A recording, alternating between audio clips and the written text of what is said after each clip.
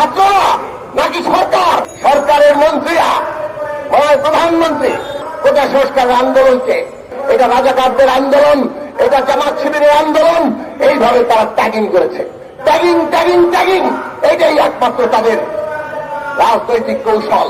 সমস্ত আন্দোলন মানুষ যখন দাবি করে তখন ট্যাগিং করে তারা সে আন্দোলন ধ্বংস করতে চায়। ওরা বলে আন্দোলন করতে জানে না, যখন আন্দোলন নামে তখন বলে ওরা সহিংসতা করে, ওরা আগুন লাগায়, নিজেরা আগুন লাগিয়ে সহিংসতা করে স্যাবোটাজ করে, তারপর সমস্ত দায় বিরোধীদের উপর চাপিয়ে একের পর এক আন্দোলন ধ্বংস করেছেন।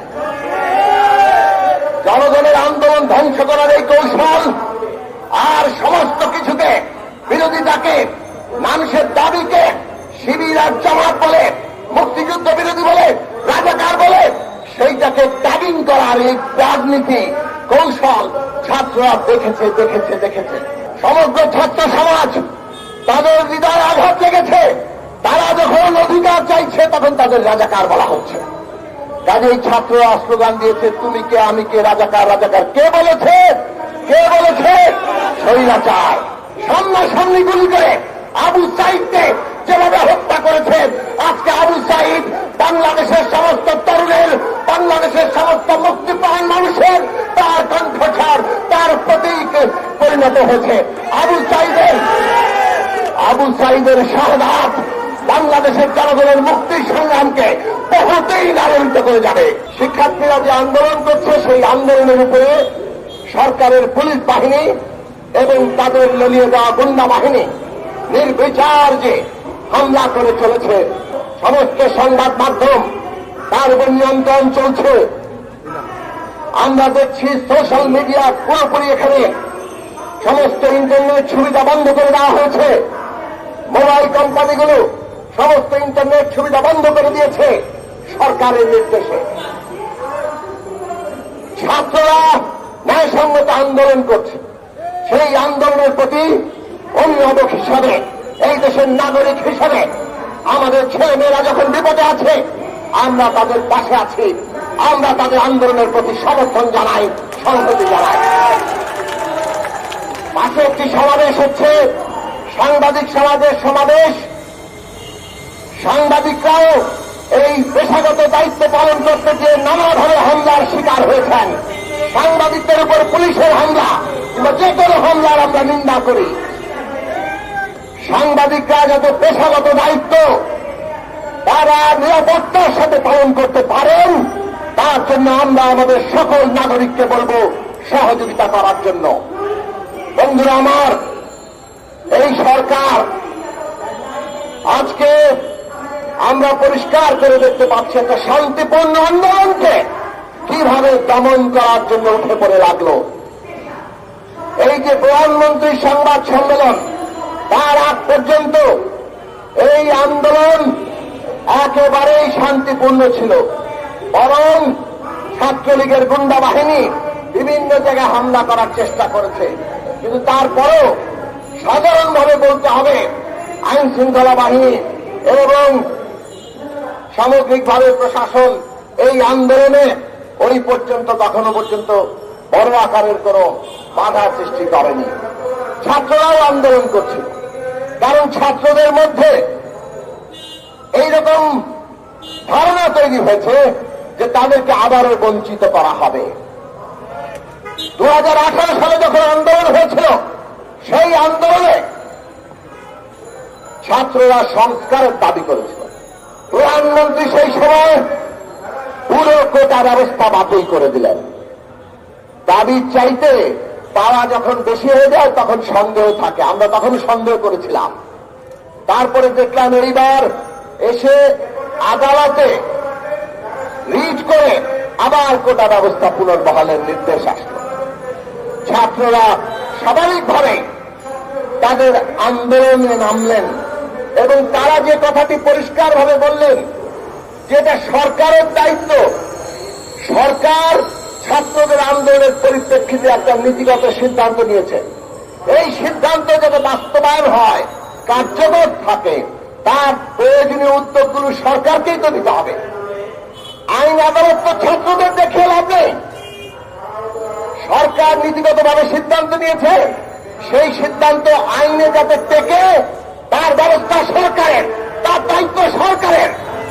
সরকারের ভুলে তার জেদের বশবর্তী হয়ে, এটা আমরা তখন বলেছিলাম যে প্রধানমন্ত্রী সম্ভবত জেদের বশবর্তী হয়ে কাজ করেছেন।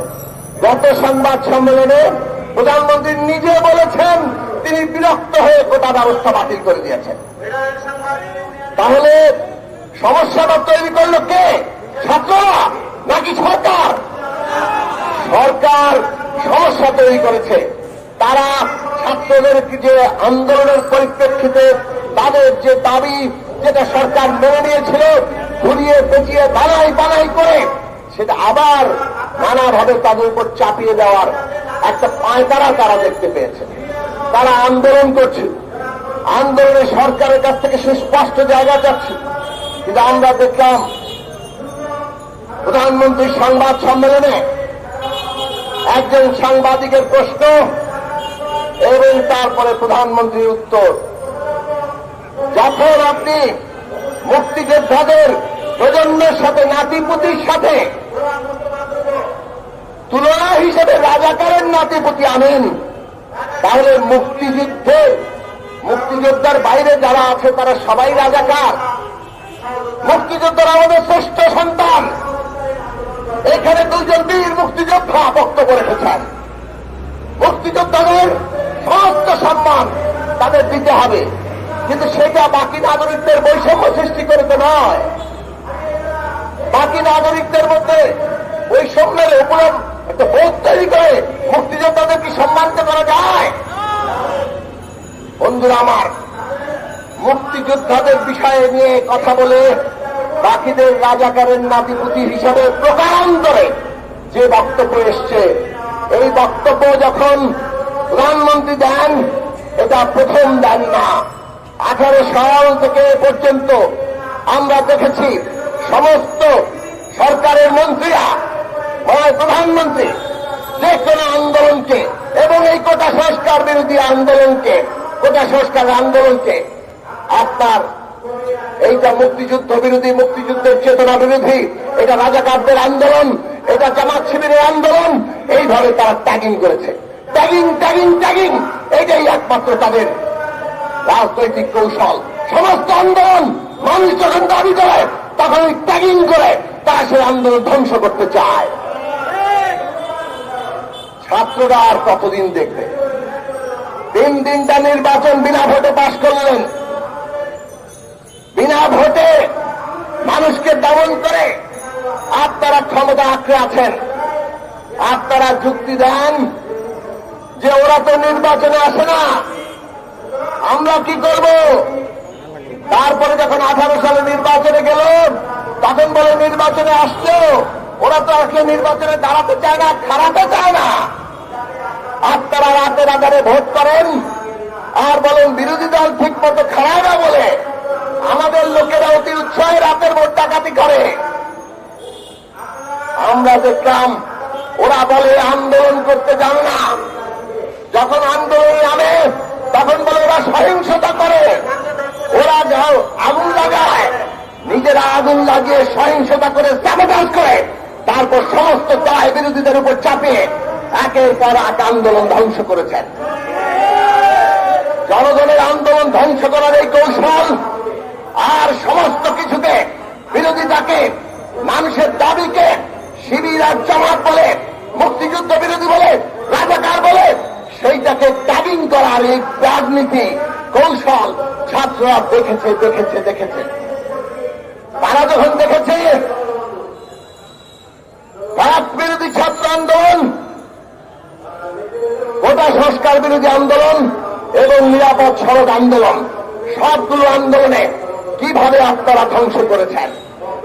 প্রধানমন্ত্রীর সংবাদ সম্মেলনের পরে ছাত্ররা তার এই মন্তব্যের বিরুদ্ধে তাদের স্লোগান দিয়েছে। তারা অপমানিত হয়েছে। সমগ্র ছাত্র সমাজ, তাদের হৃদয়ে আঘাত লেগেছে। তারা যখন অধিকার চাইছে তখন তাদের রাজাকার বলা হচ্ছে। কাজেই ছাত্ররা স্লোগান দিয়েছে, তুমি কে, আমি কে, রাজাকার। কে বলেছে? স্বৈরাচার। তারপরে তারা বলেছে আমি নই, তুমি নাও, রাজাকার রাজাকার, আমরা চাই অধিকার। কাজেই যারা বলছেন ছাত্ররা নিজেদেরকে রাজাকার বলছে আর মুক্তিযোদ্ধাদের অপমান করছে, তারা সঠিক কথা বলছেন না। আপনারা ছাত্রদের মধ্যে দেশের লক্ষ কোটি শিক্ষার্থীকে এইভাবে বিভাজিত করবেন না। আন্দোলনের দাবি মেনে নিলেই তো হয়, কিন্তু তারা সেটা করলেন না। ওই সংবাদ সম্মেলনের পরে রাতে ছাত্ররা মিছিল করেছে। সকালবেলা আমরা দেখলাম আওয়ামী লীগ সাধারণ সম্পাদক ওবায়দুল কাদের সাহেব বললেন, ক্যাম্পাসে অধ্যক্ষ দেখালে ছাত্রলীগ এর ব্যবস্থা করবে, মোকাবেলা করবে। মোকাবেলা দেখলাম সংবাদ সম্মেলনের পরের দিন তারা কিভাবে ঢাকা শহরে ছাত্রদের উপর হামলা করেছে, শত শত ছাত্রকে আহত করেছে। ছাত্ররা তখন প্রথম স্লোগান দিয়েছে স্বৈরাচার, কেননা তারা এতদিন পর্যন্ত তাদের দাবি নিয়েছিল। সরকার ছাত্রলীগ হামলা করে আজকে তারা এই আন্দোলনকে তাদের মুখোমুখি দাঁড় করিয়ে দিয়েছে। ছাত্রদের বিরোধিতা আজকে আমরা দেখলাম, তাকেও তারা ক্ষান্ত হয়নি। পুলিশ দিয়ে সামনাসামনি গুলি করে আবু সাইদকে যেভাবে হত্যা করেছে, আজকে আবু সাইদ বাংলাদেশের সমস্ত তরুণের, বাংলাদেশের সমস্ত মুক্তিপ্রাণ মানুষের তার কণ্ঠস্বর, তার প্রতীক পরিণত হয়েছে। আবু সাইদের শাহাদাত বাংলাদেশের জনগণের মুক্তির সংগ্রামকে বহুদিন আলোড়িত করে যাবে। আপনারা ভেবেছিলেন ঠেকিয়ে দেবেন, পারেন নাই। আমরা পরিষ্কার করে বলি,